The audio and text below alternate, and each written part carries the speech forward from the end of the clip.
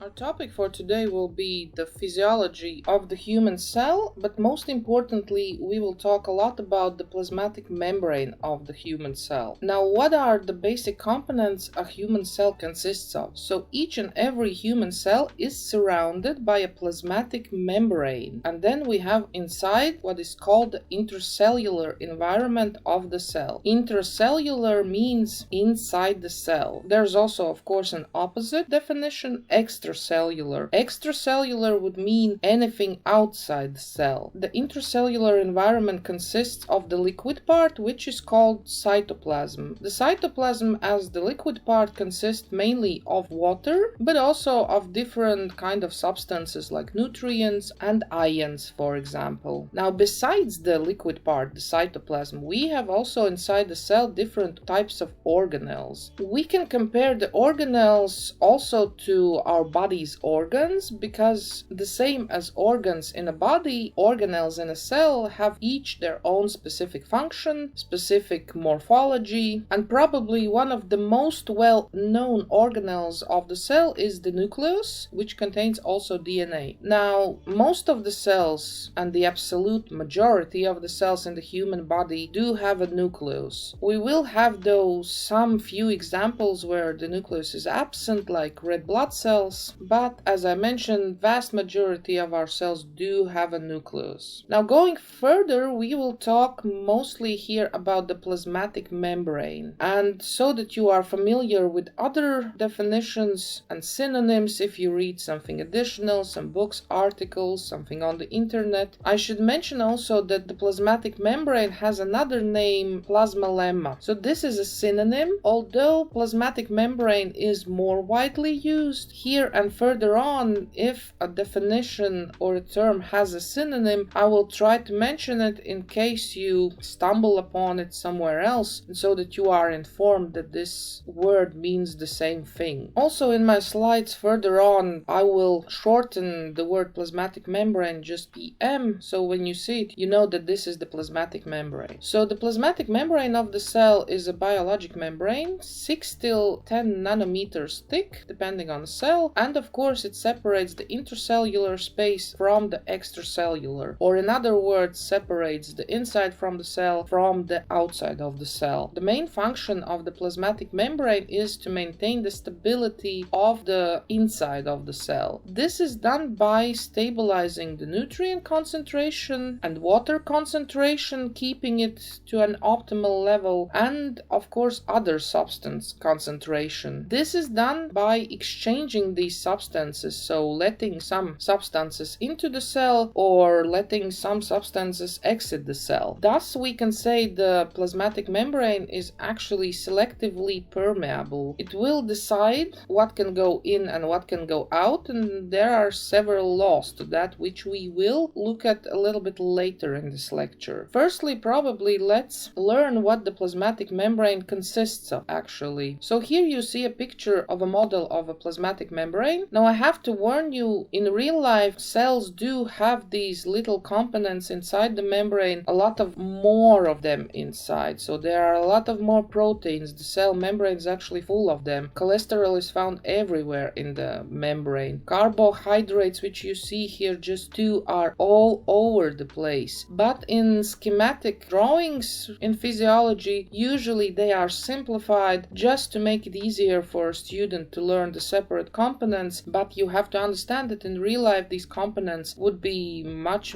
more abundant in the membrane. So firstly, the yellow part here is probably almost the main structure of the membrane. This is a double layer or a bilayer of phospholipids. So these little substances here are called phospholipids, and whenever you hear the word lipid, this is definitely connected with fat. So the membrane is rather a fatty structure. The other thing we have here are little particles of cholesterol visible, but as I said, they are throughout the membrane here, hiding between these phospholipids. Then we have some proteins. Proteins may be different looking depending on their structure. So this one you see transverses the membrane completely and looks almost like a channel between the membrane. And that is no coincidence, because a lot of proteins indeed will be channels between the membrane to allow substances to go in or outside it. But some proteins, in later pictures you will see, can also be only submerged in the membrane inside the phospholipids but not going through them, and some proteins connected with the membrane can be just attached to the phospholipids, not going and penetrating the layer of them. Now, and the fourth and last component of the plasmatic membrane are carbohydrates. These can be found always only on the outside of the plasmatic membrane. So in this picture, the upper part is of course the external environment or extracellular environment, and the inside is the internal or intracellular environment. And on the outside we can see two types of carbohydrates already here. One is attached to the phospholipids directly, and one is attached to a protein which is connected with the phospholipid layer. Now, before I go deeper into functions of all these components of the plasmatic membrane, let's take a look at another very simplified picture and talk a little bit about these phospholipids. So here you see only two of my named components, the phospholipid double layer or bilayer, and some proteins, as I said, that are transversing the membrane, but also you see one, as mentioned earlier, which is only submerged in the bilayer. And here you also see that is written, and here also is mentioned that this is a double layer of fat molecules or phospholipids. Now, one phospholipid would be this part here. So one separate phospholipid consists of kind of a, you can see here, a head, which is also called phospholipid head, and two tails. Now, the word phospholipid allows us already to assume what substances are found in the phospholipid. So phospho goes for phosphorus and lipid, of course, for the fat part. The phosphorus part you will actually find in the head of the phospholipid, but the lipid part or the fat part in its two tails, these are actually fatty acids. Now, and in the plasmatic membrane, these phospholipids are built in a row and two times, so two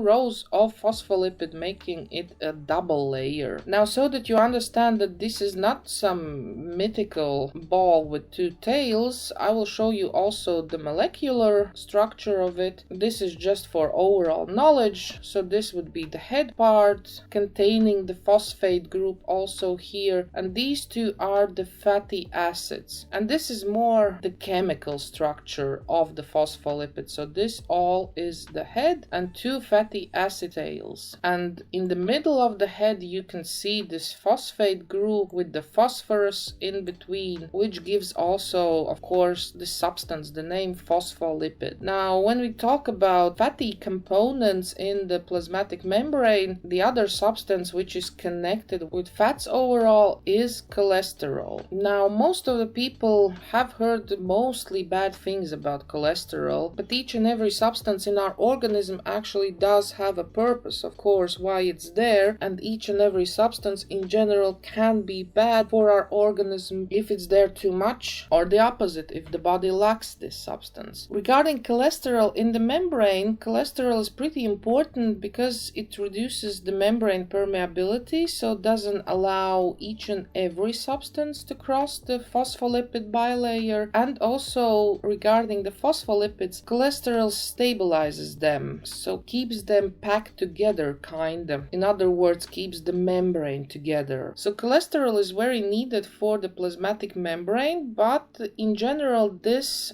substance has also other functions in the body. Now, as our lecture's purpose is mainly focusing on the cell, I won't go too deep into cholesterol functions, but two of them I wanted to mention here because those two functions are pretty important for our body, and one of them is to synthesize vitamin D from UV light, or in other words from sunlight. So the essential vitamin D cannot be produced without cholesterol. And the other thing cholesterol is needed for is synthesizing steroid hormones. So steroid hormones, as for example probably the most known testosterone, cannot be synthesized without cholesterol. So sex hormones and other steroid hormones are synthesized from cholesterol. So these are two pretty important functions, although in this case not directly connected with the plasmatic membrane.